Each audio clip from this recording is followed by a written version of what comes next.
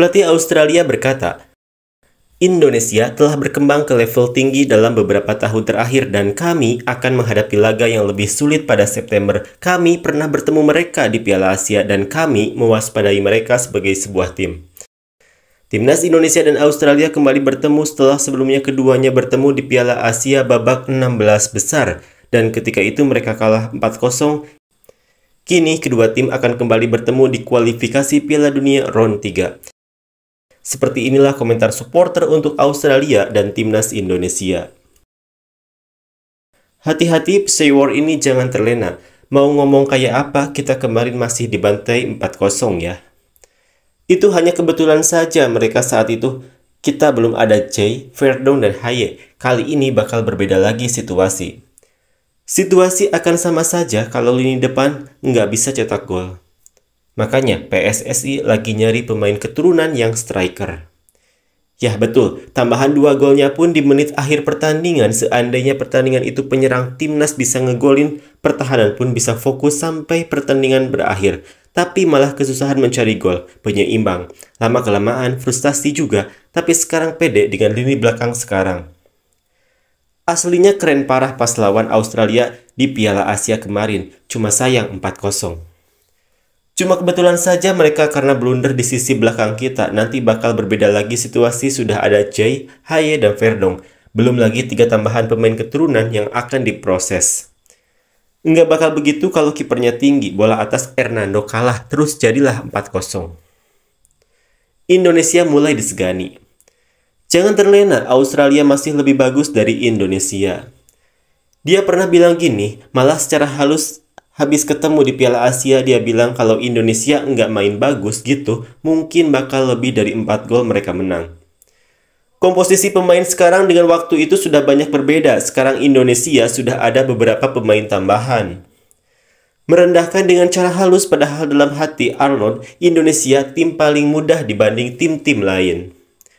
Tidak mungkin Tuhan sudah membimbing Indonesia sampai sejauh ini hanya untuk jadi lumbung gol lawan. Pasti akan ada hal besar yang sudah menanti Indonesia.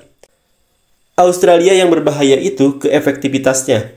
Waktu Indonesia lawan Australia di Piala Asia, Indonesia bisa unggul penguasaan bola. Tetapi Australia sekali nyerang dan dapat peluang bisa langsung mengkonversinya menjadi gol. Setuju mereka pintar atur tempo, jadi secara gak langsung, siapa yang pintar atur tempo dia yang kuasai permainan. Sebenarnya yang bapuk timnas itu backnya sama minim peluang. Karena memang kita sedang berproses dan yang dilawan juga belakangan tim kelas atas semua, jadi emang harus kerja lebih keras, perbanyak pengalamannya biar maksimal di semua lini. Full support pokoknya. Andai pertahanan kita waktu itu ada Jay, yakin 90 menit masih 0-0. Komentar orang luar lebih bisa diterima daripada komentar pribumi. Mewaspadai Indonesia sebagai tim, bukan individu. Jadi perkuat lagi kerjasama tim kita, ya King Indo. Gak kebayang Indonesia jadi tim kuda hitam di grup C dan jadi runner-up. Round 3, tolong PSSI tambah amunisi lagi dengan kualitas Liga Champions. Maju tak gentar yuk. Sekarang Indonesia lawannya gak kaleng-kaleng. Saatnya balas dendam. Posisi 4 sudah paling mungkin sih untuk saat ini untuk timnas kita. Tak perlu pujian, hinaan akan buat kita semakin termotivasi. Pesawar udah hal yang wajar kayak gitu, itu namanya respect sama tim lawan. Kami jangan disanjung, cukup rendahkan kami biar kami bisa buktikan di lapangan nanti. Tapi lawan Australia di Piala Asia kemarin kita main bagus loh, build up dari bawah, cuma kurang di finishing. Semoga September nanti peluang sekecil apapun harus dimaksimalkan dan tentunya lini pertahanan harus lebih kokoh lagi. Biasanya yang komen itu pelatih Brunei Timor Leste Laos, sekarang sudah beda kelas. Andai saja punya striker yang klinis, pas lawan Australia timnas harusnya bisa cetak 2-3 gol di babak pertama. Kalau nggak blunder, selesai itu Australia. Respect pada tim lawan, pada merendah semua. Jelas kelemahan pas jumpa Australia ada di back dan kiper. Semoga kali ini bisa ngimbangi, bagus lagi menang. Itu hanya gimmick pelatih, aslinya mereka meremehkan kita. Jangan terlena dengan sanjungan dari lawan. Tetap fokus, laga sulit semua, jangan ngeremehin lawan. Siap menang 1-0. Musuh terberat Indonesia adalah lapangannya sendiri.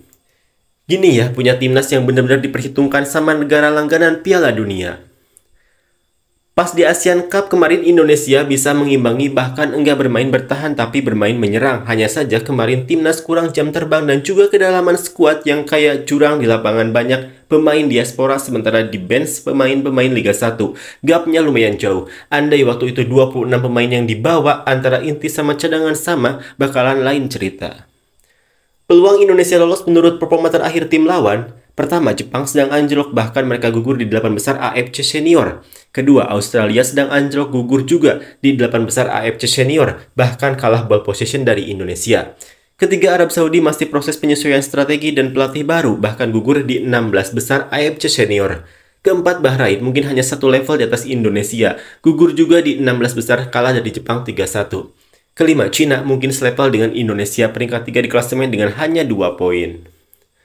Secara permainan di babak pertama pas Piala Asia sempat ketar-ketir mereka, tapi balik lagi pengalaman dan ketenangan itulah yang membuat mereka bisa menang telak. Posisi kiper di timnas saat ini yang membutuhkan sosok Paes. Lawan Australia di kandang wajib harus menang. Kita sudah pernah sering ketemu dulu zamannya BP dan kawan-kawan.